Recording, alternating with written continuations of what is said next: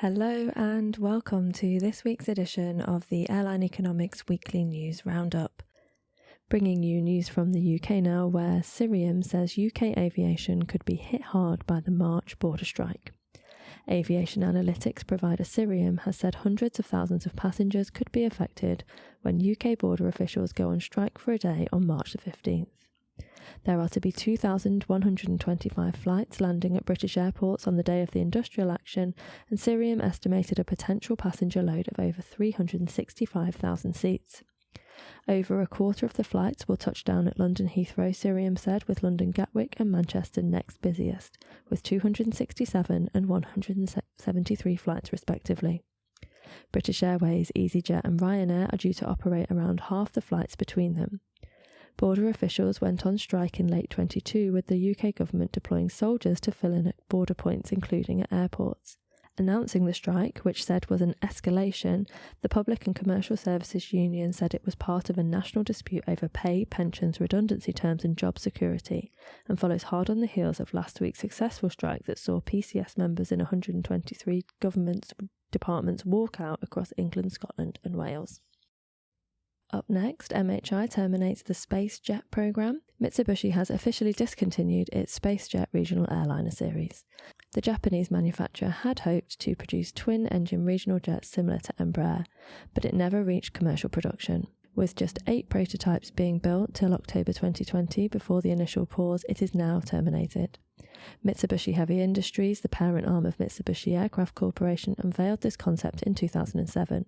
Citing reasons of technological failure due to requiring revisions as a result of its prolonged development, as well as the decarbonisation solutions, MHI highlighted a lack of understanding and cooperation from its global partners.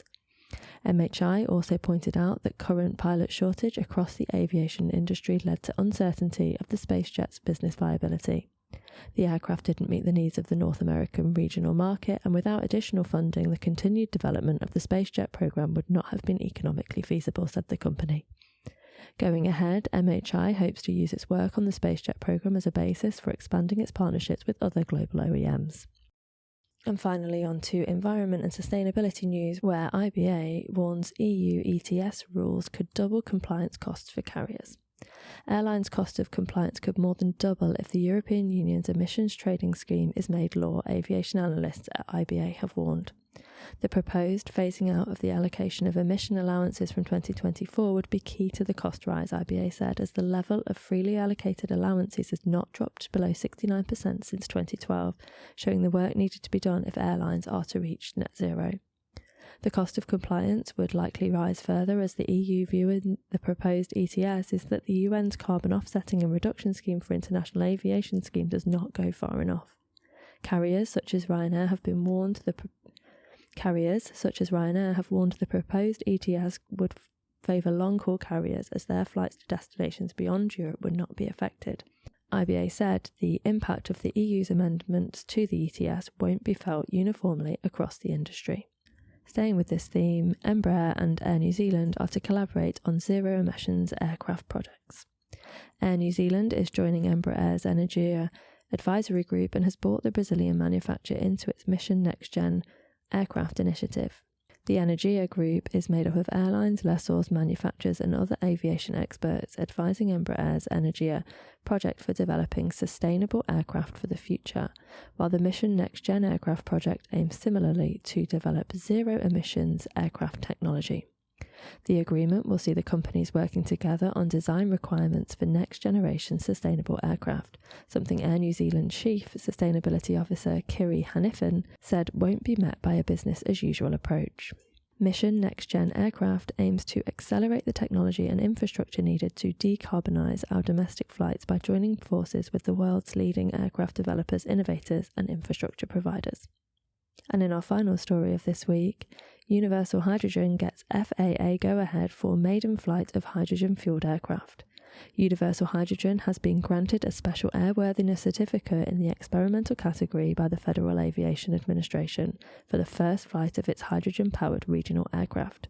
The FAA sign-off clears the way for the first flight of the Dash 8-300 flying testbed, which will take place at Grant County International Airport in Moses Lake, Washington. According to Universal Hydrogen, the flight will make the aircraft by far the largest hydrogen fuel cell powered airline to take to the skies, and second only to the 1988 USSR flight test of the Tupolev Tu-155, which had a jet engine converted to blend hydrogen. The company said it carried out successful first taxi tests of the aircraft, which were designed to evaluate ground handling qualities and the performance of the fuel cell electric powertrain at low power settings and airspeeds. The Dash 8-300 flying testbed has a megawatt-class hydrogen fuel cell powertrain installed. The company said it does not use a hybrid battery architecture, a major innovation, with all the power transmitted directly from the fuel cells to the electric motor, significantly decreasing weight and lifecycle cost. Paula Ermanco, co-founder and chief executive of Universal Hydrogen, said, "We are simultaneously providing a pragmatic, near-term solution for hydrogen infrastructure and delivery, as well as for converting existing passenger aircraft to use this lightweight, safe, and true zero-emissions fuel." And that's a wrap for this week's edition of the Airline Economics Weekly News Roundup. We hope you found this information valuable and insightful. If you did, make sure to hit the subscribe button so you never miss an episode. At Airline Economics, we're dedicated to bringing you the latest news, trends, and analysis from the world of aviation. From the latest innovations to the most pressing issues facing the industry, we've got you covered. So join our community of aviation professionals and subscribe to our channel today. And as always, if you have any comments or questions, feel free to leave them in the comments section below. Thanks for tuning in, and we'll see you next week for another edition of the Airline Economics Weekly News Roundup. Bye-bye.